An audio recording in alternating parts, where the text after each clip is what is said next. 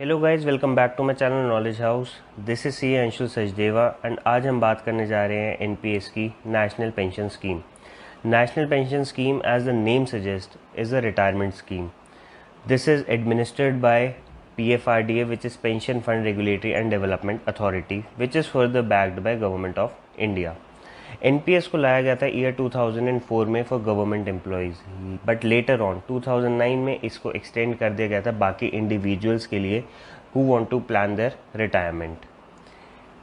Now who all can invest in NPS. NPS के अंदर invest कर सकता है एक salaried individual as well as एक non salaried individual.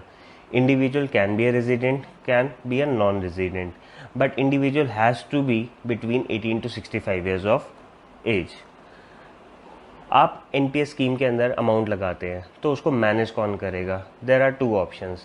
Either you can manage it by yourself, या फिर आपके लिए गवर्नमेंट ने ऑथोराइज किए 7 फंड मैनेजर्स को. ये फंड मैनेजर्स है ICICI prudential, Kotak, UTI, Aditya Birla capital, LIC, SBI pension funds and HDFC pension.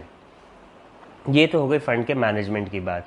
But ये अमाउंट आपका इन्वेस्ट होगा कहाँ पे? ये अमाउंट आपका इन्वेस्ट होगा या तो इक्विटी में, या कॉरपोरेट बॉन्ड्स में, गवर्नमेंट बॉन्ड्स में, या फिर ऑल्टरनेटिव इन्वेस्टमेंट्स में. In case you are not sure कि ये चारों क्या असेट क्लासेज है, then please let me know in the comment section and I will make a separate video explaining the differences between all these 4 asset classes.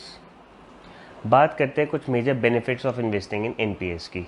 वैसे तो NPS में invest करने के बहुत सारे बेनिफिट्स हैं, बट हम कुछ मेजर बेनिफिट्स की बात करते हैं, जिसके अंदर सबसे पहला आता है टैक्स बेनिफिट, सेकंड आता है हाई रिटर्न एंड थर्ड आता है रिलायबिलिटी. टैक्स बेनिफिट को हम नेक्स्ट पार्ट में कवर करेंगे. बात करते हैं हाई रिटर्न एंड रिलायबिलिटी की. अब क्योंकि equity forms part of asset classes for NPS, therefore we can expect a higher return from this investment. Also, क्योंकि PFRDA is backing NPS, therefore this is a highly reliable investment. अगर हम आते हैं tax benefit के ऊपर, तो ये काम करता है ट्रिपल ई स्कीम के ऊपर, which is exempt, exempt and exempt. First, you get 50,000 का additional deduction under section 80CCD. No, when I say additional deduction, this is in addition to deduction of 1,50,000 under section 80C. इसकी जितनी भी returns होंगी वो tax free होंगी, and जितना भी हमारा कॉर्पस डेवलप होगा जो हमें मैच्योरिटी पे मिलेगा वो भी हमारा टैक्स फ्री होगा. How to open an NPS account. If you want to open an NPS account, you can simply go to the website of NSDL. वहाँ पे आपको मिलेगा ENPS का ऑप्शन. वहाँ पे आप अपना आधार नंबर डालिए, एक OTP डालिए जो आपके रजिस्टर्ड मोबाइल नंबर पे आएगा, अपनी कुछ मैंडेटरी डिटेल्स फिल इन कीजिए, एंड उसके बाद एक मिनिमम अमाउंट जो कि है 500 रुपीज़, उसको आपको इन्वेस्ट करना होगा, उसकी पेमेंट करनी होगी. देन आपको इसको साइन करना होगा. You can either do an E-साइन or you can do it manually. अगर आप इसको मैनुअली करते हैं तो आपको इसकी एक कॉपी भेजनी होगी NSDL CRA में.